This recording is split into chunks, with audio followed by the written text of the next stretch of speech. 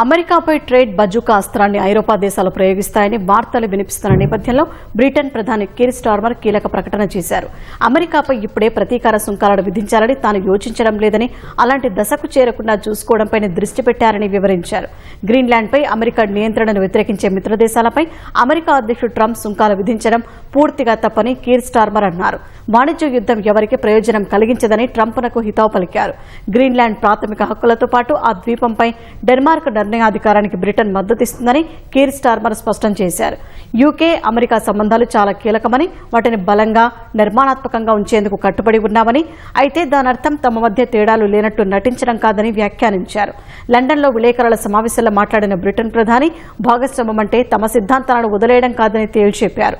ప్రస్తుత గందరగోళాన్ని పరిష్కరించేందుకు ఐరోపా నాటో దేశాలతో పాటు అమెరికాతో కలిసి పనిచేస్తామని, చర్చలను కొనసాగిస్తామని అన్నారు.